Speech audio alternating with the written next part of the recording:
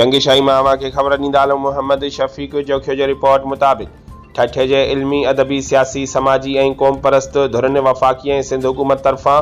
नूरानी हादसे के 3 हफ़्तनि खां वधीक अरसो गुज़रण बावजूद भी फौतुनि जे वारसनि तोड़े ज़ख़्मियुनि जी का भी माली सहायता न करण वारे अमल ते शदीद ॾुख ऐं अफ़सोस जो इज़हार कंदे खाइन पुरज़ोर मुतालबो कयो आहे त नूरानी हादसे जे फौती तोड़े ज़ख़्मियुनि जे वारसनि खे हंगामी बुनियादनि ते 50-50 लख फ़ी माण्हू जे हिसाब सां माली इमदाद ॾिनी वञे। अहिड़ो मुतालबो अॼु मकली जे मक़ामी होटल में इलाइक़े सोशल वर्कर ऐं सहाफ़ी सावण बरफ़त सां रशायल रिहाण वारी तक़रीब में शरीक मुख़्तलिफ़ मकतब फ़िक्र जे माण्हुनि पंहिंजे वीचारनि में कयो। रिहाण वारी तक़रीब में सिंध कल्चर फोरम जे चेयरमैन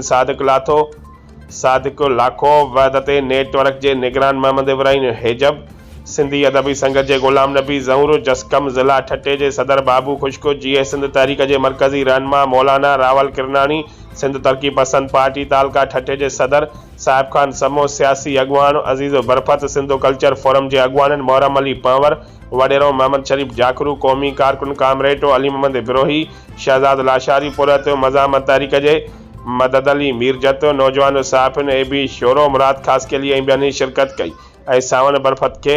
अजरकनि लुंगियुनि ऐं गुलाब जे गुलनि जा हार पाराए संदसि मोहबतुनि जो इज़हार कयो।